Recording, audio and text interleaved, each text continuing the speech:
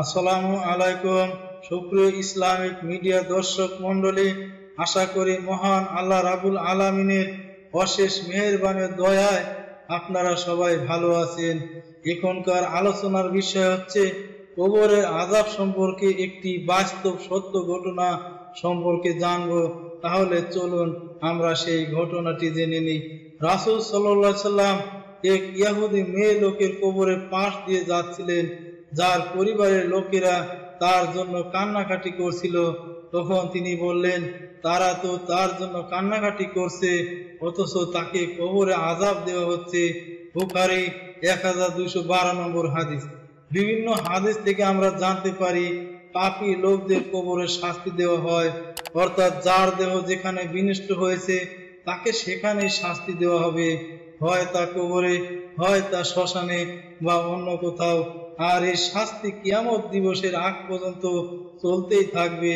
কিন্তু কবরের আযাব এ কথার ভিত্তি কি? কেউ কি এই আযাব নিজের চোখে দেখেছে? অথচ হাদিস বলছে মানব জাতি ব্যতীত সবাই তার চিৎকার শুনতে পায়।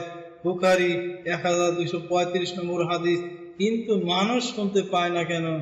আমরা জানি মানুষের শ্রাব্যতার পাল্লা 20 এইচজেড থেকে 20,000 এইচজেড পর্যন্ত।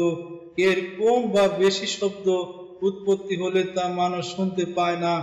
হয় তো কবরের আযাব এর থেকে কম বা বেশি, তাই আমরা কবরের আযাব শুনতে পাই না। কিন্তু অন্যান্য পশু পাখি এই আযাব শুনতে পায়।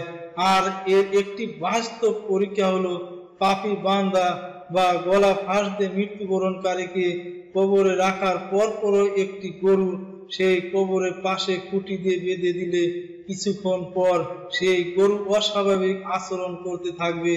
কারণ হাদিস বলছে, রাসূল সাল্লাল্লাহু আলাইহি সাল্লাম বলেছেন, মৃত্যু ব্যক্তিকে খাটিয়ে রেখে লোকেরা যখন কাঁধে বহন করে নিয়ে যায়, তখন সে নেককার হলে বলতে থাকে, আমাকে এগিয়ে নিয়ে চলো, আমাকে এগিয়ে নিয়ে চলো। আর সে নেককার না হলে বলতে থাকে, হায় আফসোস, এটাকে নিয়ে তোমরা কোথায় যাচ্ছ? মানুষ ব্যতীত সবকিছু তার আওয়াজ শুনতে পায়।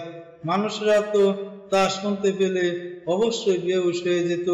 বুখারী 1297 নম্বর হাদিস। যাই হোক, আমরা এই হাদিস, এই আযাব শুনে বেহুশ হতে চাই না।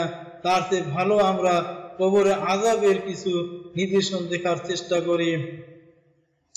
আল্লাহ বিভিন্ন ভাবে মানুষকে তার নিদর্শন দেখিয়ে থাকেন। তেমনি একটি নিদর্শন হচ্ছে যশোরের একটি কবরস্থান, যেখানে একটি কবর থেকে অনবরত ধোঁয়া বের হচ্ছিল। এই অবস্থা দেখে সাথে সাথে আশেপাশের লোকজন ছুটে আসে, আর লোকজন কবরের উপর হাত দিয়ে জানান কবরস্থ ব্যক্তির কবরের ভিতর আগুন জ্বলতেছে।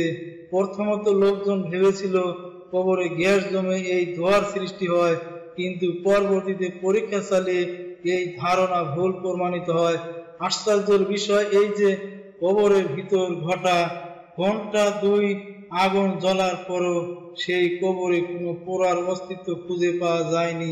কবরের ভিতর দেখলে কেউ বলতে পারবে না যে সেখানে এতক্ষণ আগুন জ্বলছিল। কি কারণে এই আগুন জ্বলছিল, কেনই বা জ্বলল, তা আজ শুধু রহস্যই রয়ে গেল। আর এর জন্যই হয়তো বা আল্লাহ কোরআনে বলেছেন, নিশ্চয় যারা কাফের এবং আল্লাহর পথ থেকে মানুষকে ফিরিয়ে রাখে অতঃপর কাফের অবস্থায় মারা যায়, আল্লাহ কখনোই তাদেরকে ক্ষমা করবেন না। সূরা মুহাম্মদ 34 নম্বর আয়াত। আল্লাহ তাআলা আমাদের সবাইকে কবরের আযাব থেকে রক্ষা করুন, আমিন। সুপ্রিয় মুসলমান ভাই বোনেরা, ভিডিওটি এ পর্যন্তই। আশা করি ভিডিওটি ভালো লেগেছে।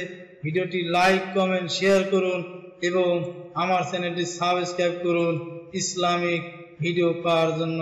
ধন্যবাদ সবাইকে।